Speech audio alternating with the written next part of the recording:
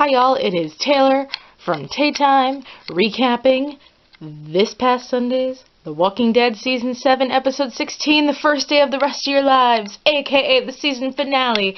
Let's begin.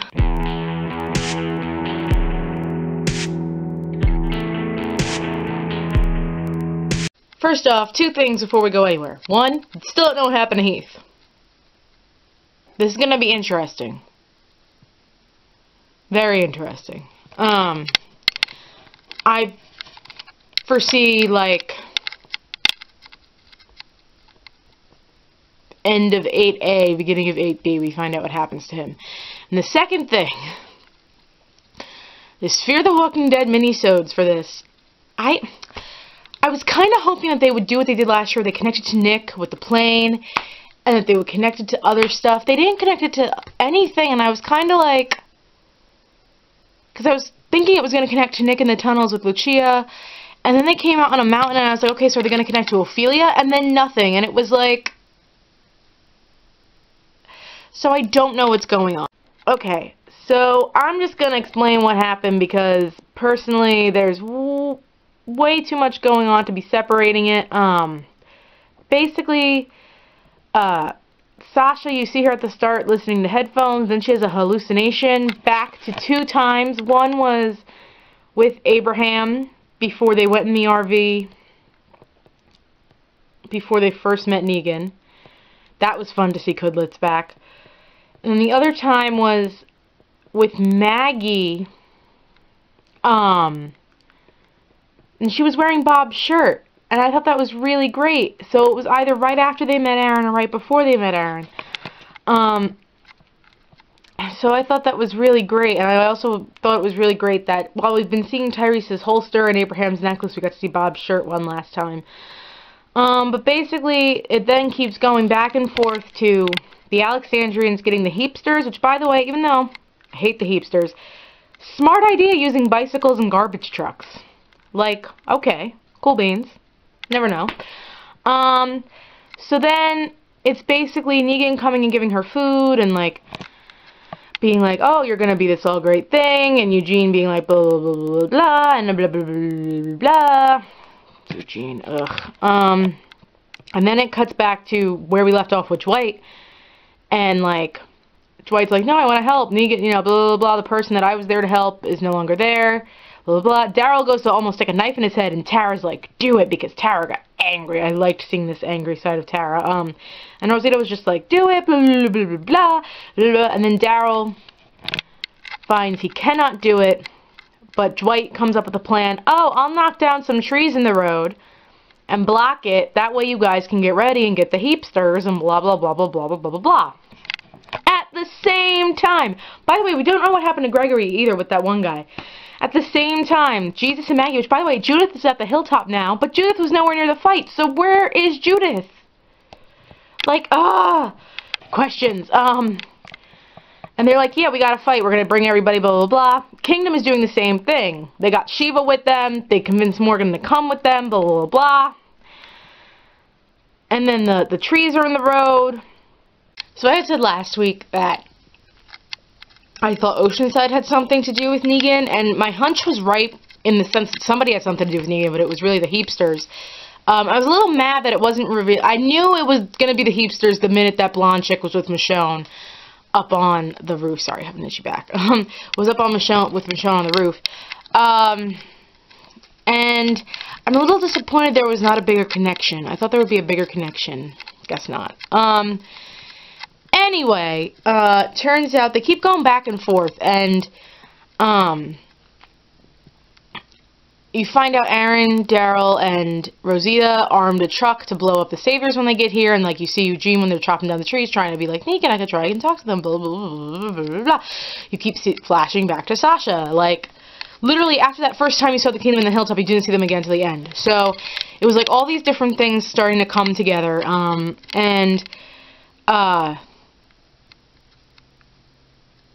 we happened to see a Heapster with an umbrella, and I remember my dad was like, why do they have an umbrella? And I was like, well, the Kingsman used an umbrella.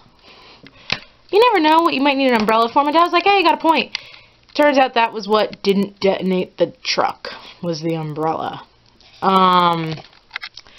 now they gotta move that truck far away with the umbrella and then detonate it again in order to get rid of it. Like, so stupid. So the Heapsters turn their back on it. Now, I'm gonna say this.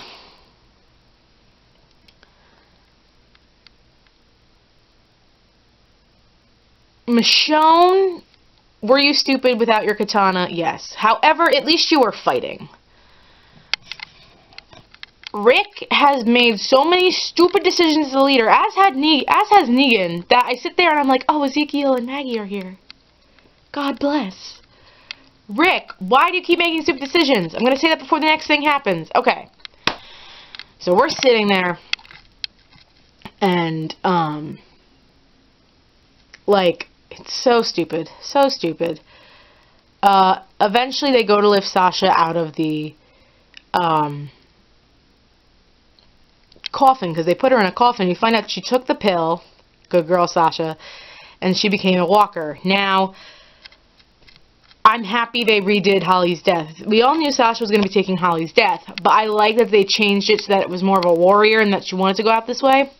And I agree with Jeffrey D. Morgan when he said on The Talking Dead, Sasha was going to be like a Daryl to him. Never going to kill them. You need to work with them because these are the people you need on your side.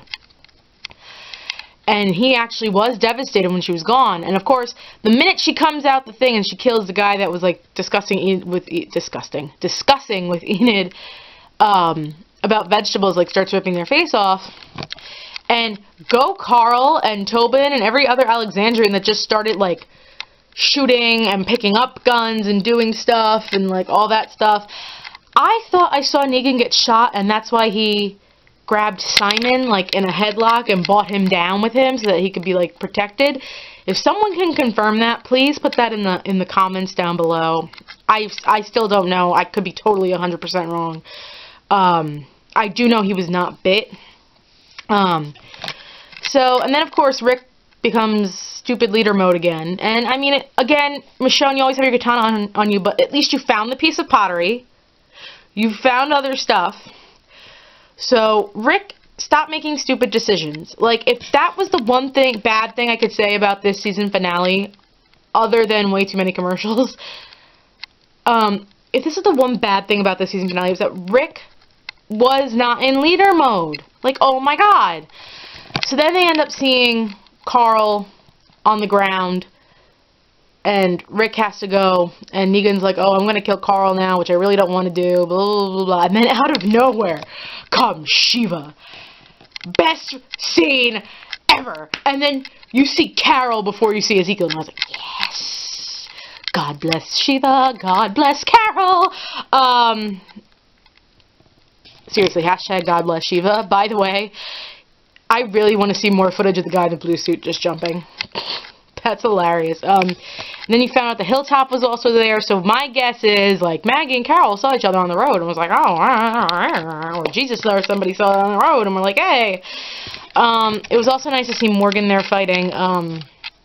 Basically, oh, and before Carl almost got Lucille'd, Rick and Negan were having another face-to-face, and Rick was like, you could take my hands, whatever, and then you heard a scream off that roof that Michonne was on with the girl, and everyone thought Michonne was dead, and you were like, ugh. So, then, like, this was intense, because you were wondering if there were any other Alexandrians gone, like, name-wise, like, Eric, Tobin, Scott, like, and then you go up in the ranks to Father Gabriel, Aaron, Rosita, because we had seen she got shot, Tara, like, I kept thinking we were going to see more death, and we didn't.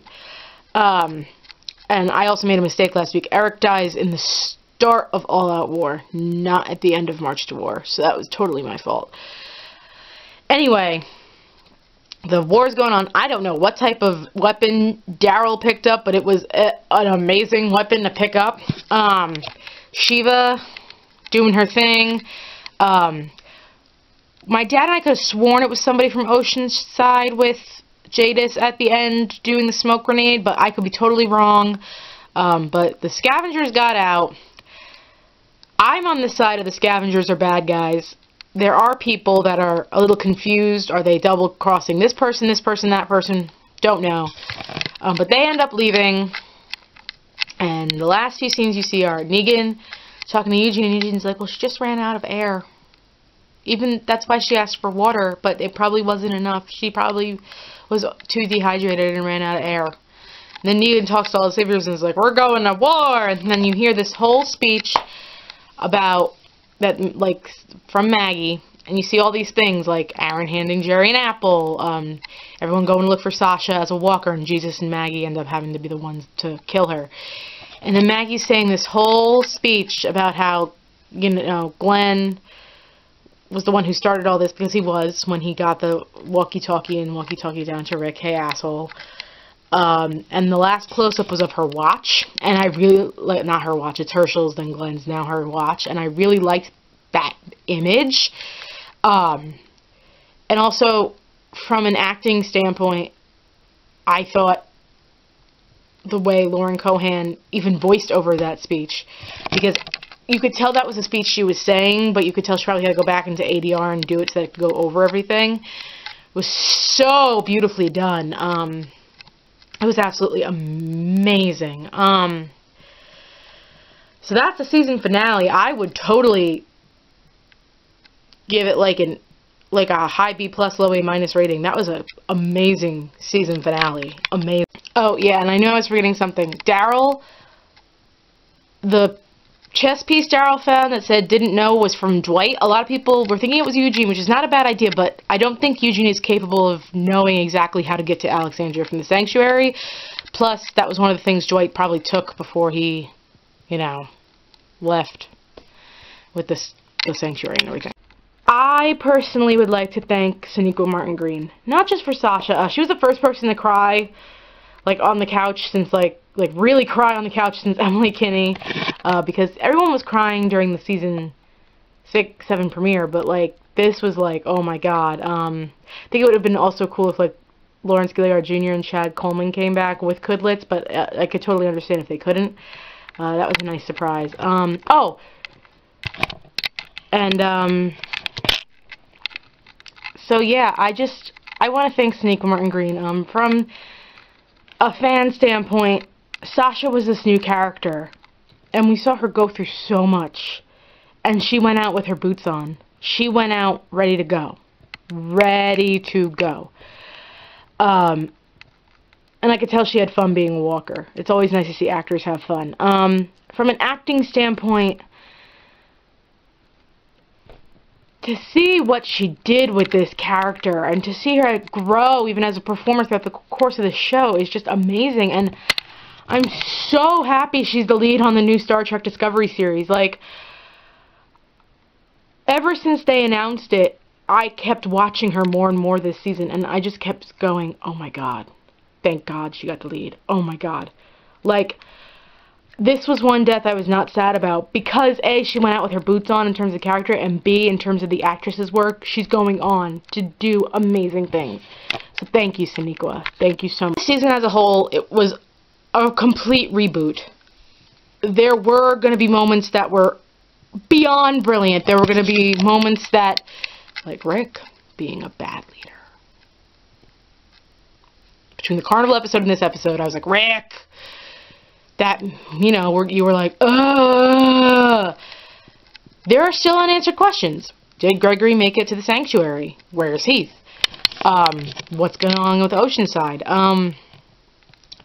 Will fear connect? Like, there are a lot of questions. But this season was so great in terms of character development and story development. I knew that 7B was going to be marched to war, and I knew it would develop to this mini battle. And even though we only got a half-hour battle, 8A has to be, especially since the season premiere is episode 100, has to be full-blown all-out war. There is going to be death and destruction, and oh my god. Also,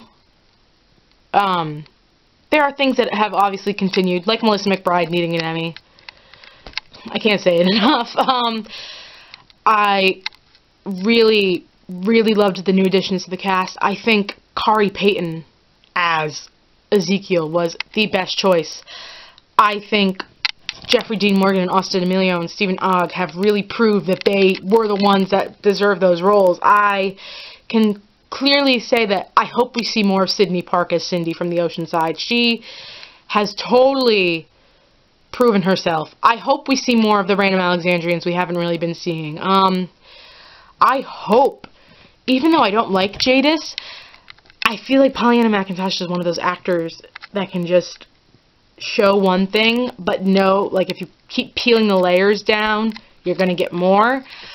I'm happy we got more Morgan. I'm happy, even though the actors that we lost, you know, Carl, I'm going to mess up saying his last name, so I'm not going to say it, who played Richard Logan, who played Ben, all these other people who got lost. I hope Corey Hawkins comes back. I know he's coming to Broadway in 6 Degrees of Separation. I know he's doing amazing work on 24 because I watch it. But I hope he comes back. And then there were actors who were on the show who completely grew. Norman Reedus. Oh my God. The improvement, even from watching like Boondock Saints and everything. He did amazing work this season. Alana Masterson was another one. Holy smokes, girl. Like, I just want more Daryl and Tara scenes now. Ross Marquand, especially now that he got more scenes opposite Jordan Woods Robinson. Like, the two of them were already so freaking amazing, and then they just got better. Everyone was already amazing, but they just got better, and it was like, holy smokes, this is intense. And that's, I'm so excited for season 8 now, after that incredible ending. I really thought when Rick was going again, and that's not Andrew Lincoln's fault. And really, I'm not blaming the writers either, because when you think about it, look at all the times Harry Potter got cuckoo and did a couple stupid things. Look at all the times Katniss made a mistake. Look at all the times anyone, even on The Last Ship, they've made mistakes. And The Last Ship is like one of those shows where it's like they are the Navy, so they really don't make mistakes. But they've made mistakes in terms of their characters. But I thought as a whole this season was great. Not the best. I still think that goes to 5 or 6 because they were both very good. But this season was great. It was definitely worth it in terms of waiting for certain things, like the Kingdom. I really hope that we do get to see Gregory's death next season. I know I just spoiled something, but I really don't care, because I really need him to go away. He's the Umbridge of the Apocalypse. But yeah, so until next time, here are my predictions for season 8. Obviously the first half will be All Out War. I do think All Out War will end with the mid-season finale or the mid-season premiere. I do think we will end season 8 with the Whisperers on the Game of Thrones like ending. A lot of people are saying the Scavengers become the Whisperers. I'm a little skeptic about that for a couple reasons. One is, if the Scavengers are working with Negan, then obviously they know about stuff. And if they are starting to go the routes of the comics, it would make no sense to have Jadis become Alpha. There is also a time jump after All Out War. Like a good 1.5 years, 2 years.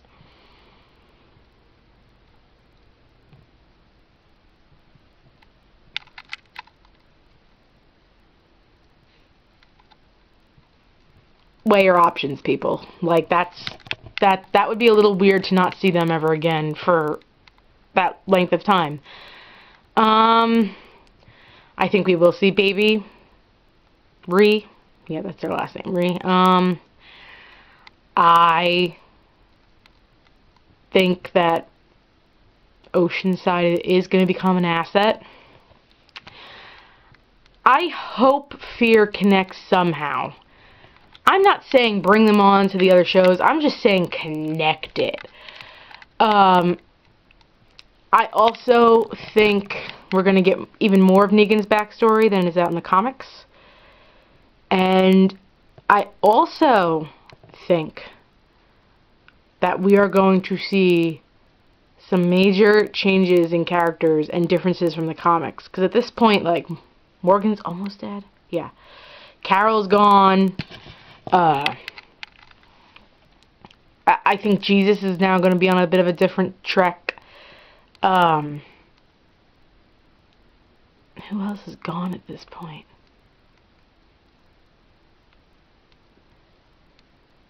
Well, Judith. Yeah, there are a few people gone, so I kind of think it's going to get interesting. I don't know how Heath will come back, if he comes back. I think it would be cool if he came back as Beta. That would be interesting. But I predict them sticking to the comics while also creating a few original storylines because of the characters that are still here. I'm not going to predict any deaths yet. That makes no sense. So until next time, please like and subscribe. Have a good day, guys.